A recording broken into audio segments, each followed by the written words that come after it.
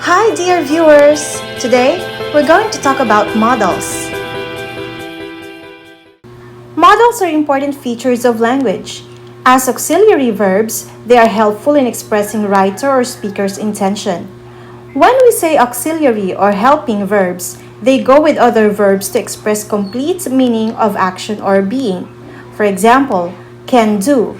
Can being the modal or auxiliary verb plus do being the main verb.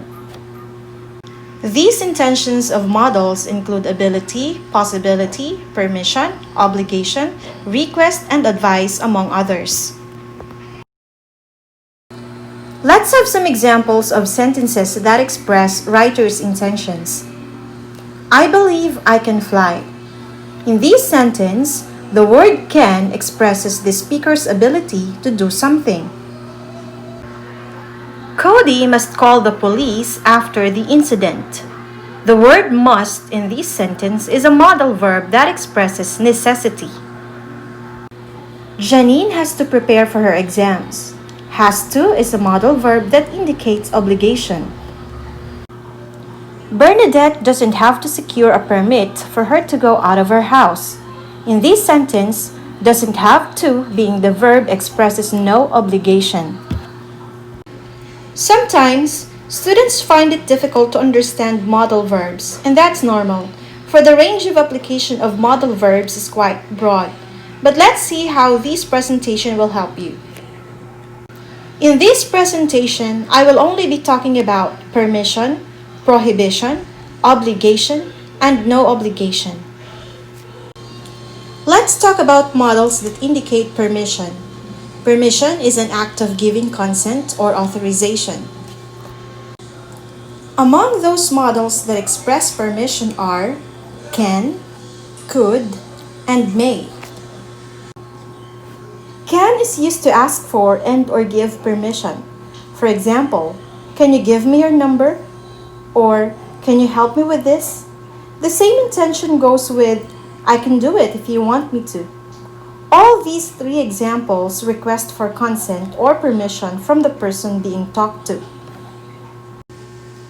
The next example of modal that expresses permission is could. Could is used for more polite and more formal situation where permission may have a chance to have been ungranted.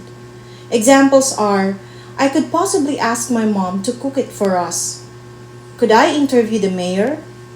Could you lend me your book? You see, the tone of request sounds more respectful this time and the speaker is not so sure if the request may be granted. This time we have may. It is the most polite and most formal modal used in asking and giving permission. Let's see some examples. Medical practitioners affected by COVID-19 may now claim their financial support from the government. Also, teachers may now distribute the modules to the learners. In these examples, medical practitioners and teachers are given permission to do the action. May I borrow your book, please? In this example, however, somebody is asking permission to take an action. Can, could, and may are modals not limited to permission alone. They can also be used for other intentions like ability, possibility, and others. It depends on how they are used in the sentence. Let's talk about prohibition. It is the act of disallowing or prohibiting someone in performing or doing something. Modals showing prohibition include can't and must not or mustn't. Can't is used in dealing with something against rules, laws, and signs. This is used when the speaker is not the one who sets the rules. For example, you can't go out during the community quarantine. The company can't apply for motion for reconsideration.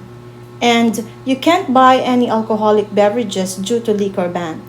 All these three examples express prohibition to do something because all conditions are bounded by general rules like the quarantine policy, legal proceeding, and the liquor ban policy. The next one is must not or mustn't. It is used in dealing with something that is not permitted. In this context, it is the speaker who sets the rules. Example, you must not turn off your camera during online class. It's the teacher who is speaking and is setting the rule to her class. Another is, mustn't you eat the fruits inside the fridge? It's the mother's rule to her child. And Salome must not tell my secrets to her friends. It can be a boss towards his colleague. There may be other uses for can't and must not other than the expression of prohibition. It again depends on how the words are used in the sentence. This time, let's have obligation. It expresses commitment or duty. Modals used in expressing obligation include have to or has to and must. Has or have to is used when obligation comes not from the speaker. The obligation is set by an authority, rule, or law. I have to be in the airport before the flight departure. In this example, the speaker has no choice but to be at the airport before the scheduled time, or else he might miss his flight. The same context applies to the next example. She has to submit her report on time, where the rule is set that the report is needed on time and failure to do so might incur unfavorable consequences. The company has to pay retrenchment benefits to its employees. In this example, the company is obliged to do so because it's responsible for its employees. Must also indicates obligation. It is used when expressing obligation that comes from the speaker or from an authority. For example, I must call my husband now.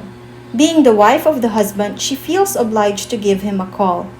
Next, we must finish the report on time. The speaker in this example feels the strong obligation to finish the work on a target schedule because it's his job. Lastly, I must stay away from them. In this sentence, the speaker feels the need to stay away from a certain group because it's needed. The last one that I will share with you is a modal that expresses no obligation. It indicates absence of commitment or duty as one may do it or not. Don't or doesn't have to is used to express no obligation. For example, she doesn't have to attend the funeral if she's not feeling well, which means she's not obliged to do so. You don't have to come to my office in person. You may submit it online, which means you have an option not to come. The employees don't have to come this morning as the activity will start in the afternoon. In this example, coming in the morning is not an obligation since the activity is set to start in the afternoon. I guess that's it for today. I shared with you some models that express permission, prohibition, obligation, and no obligation. There are a lot more and their use varies from context to context as there can be the same models for different intentions or purposes. We acknowledge Pivot for a learner's material for English 8 as the content source of this presentation, and of course canva.com for the clip art source. Please don't forget to like this video and subscribe to this channel for more video lectures. Thank you for watching.